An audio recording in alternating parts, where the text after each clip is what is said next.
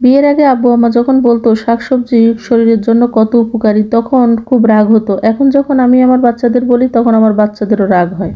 আসলে এই সময়টা মনে হয় এরকমই। হ্যালো এভরিওয়ান, আসসালামু আলাইকুম। কেমন আছেন সবাই? রোজি ফ্যামিলি ব্লগ থেকে নতুন আরেকটি ভিডিও নিয়ে চলে এলাম। যেহেতু এখন বৃষ্টির সময়, আনাচে কানাচে বাড়ির আশেপাশে যতটুকু জায়গা খালি থাকে, মাঠ ঘাটে যতটুকু জায়গা খালি থাকে, সেখানে কিন্তু এই হেলেঞ্চার শাকে ভরে যায়। এই হেলেঞ্চার শাক তাজা তাজা তুলে এনে একদম চাইনিজ স্টাইলে রান্না করব আজকে, যে এত মজা হয়েছিল যে আপনাদের সাথে শেয়ার না করে পারলাম না। ভিডিওটি শেষ পর্যন্ত দেখার অনুরোধ রইল। ভিডিওটি দেখার আগে অবশ্যই একটি লাইক দিয়ে ভিডিওটি দেখা শুরু করবেন। তো কড়াইয়ের ভিতরে তেল দিয়ে দিয়েছি, আর এর ভিতরে দিয়ে দিয়েছি রসুন আর কাঁচামরিচ, পেঁয়াজ।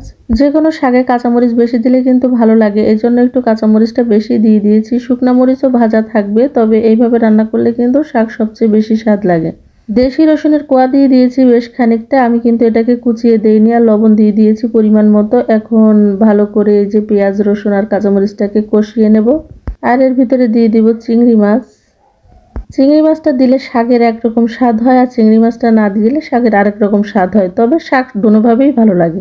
আর শাকটা আমি দেশি ছিলেটে আলু কুচি কুচি করে কেটে নিয়েছি, এটা দিয়েই ভাজি করব। শাক সবসময় আলু কুচি করে দিয়ে ভাজি করলে কিন্তু সবচেয়ে বেশি ভালো লাগে। আর এই হেলেঞ্চার শাক যেটা আমি রান্না করব, এটা কিন্তু তিতা লাগে না। তিতা হেলেঞ্চার শাক সেটা কিন্তু আলাদা। যেহেতু সিলেটে এখন প্রত্যেক দিনই বৃষ্টি হয়, তো এখন কিন্তু এই শাকগুলো প্রচুর পরিমাণে পাওয়া যায়। শুধু এই শাক বলে কথা না, বিভিন্ন রকমের শাক, সার ছাড়া অনেক রকমের শাকই পাওয়া যায়। ঢেঁকির শাক, তারপরে কচু শাক, তারপরে আরো কি কি শাক আছে যেগুলোর আসলে আমি নাম জানি না, কিন্তু সেগুলো অনেক কিছু খাওয়া যায়। প্রত্যেক দিনই ইয়াসমিন কোনো না কোনো শাক নিয়ে আসবেই, আর এটা প্রত্যেক দিন দুপুরবেলা থাকবেই। এই শাকের জন্যই আমার সব সারা বছর চিংড়ি মাছ থাকা লাগে, হয় শুটকি চিংড়ি মাছ, না হলে ছোট যে দেশি চিংড়ি মাছ, সেটা তো থাকবেই।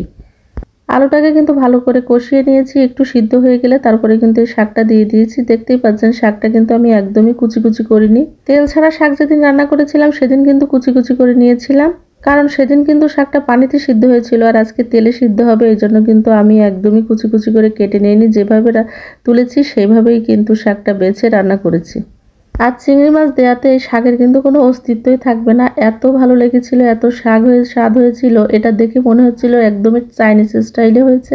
চাইনিজরা দেখি এইভাবে রান্না করে, আবার এদিকে শাকটা একদম সবুজ সবুজ থাকে, যেটা আমার কাছে এত ভালো লাগে।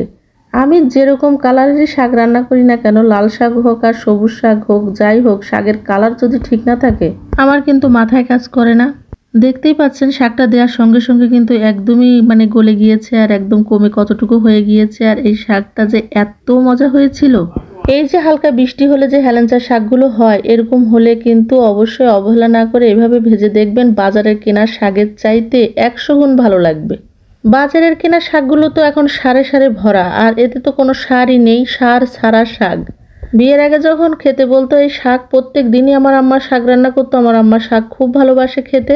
আমাকে খেতে বললে আর শাক রান্না দেখলেই যেন কিরকম লাগতো, মনে হতো যেন শাক কেন রান্না করছে। আর এখন সেই শাক কতটা উপকারী জেনে প্রত্যেক দিনই খাই। এই শহরে এটা সম্ভব হয়েছে শুধুমাত্র ইয়াসমিনের জন্য। যাই হোক, ইয়াসমিনকে অসংখ্য ধন্যবাদ। তো আমার শাক ভাজিটা কেমন হয়েছে অবশ্যই কমেন্টে জানাবেন, আর এভাবে একবার হলো ট্রাই করে দেখবেন। আর যারা এভাবে ট্রাই করেছেন অবশ্যই কমেন্টে জানাবেন। ভিডিওটির কোনো অংশ যদি ভালো লেগে থাকে লাইক কমেন্ট শেয়ার করে আমার পেজের পাশে থাকবেন। আজকে এই পর্যন্তই। ভালো থাকবেন, সুস্থ থাকবেন সবাই। আল্লাহ হাফেজ।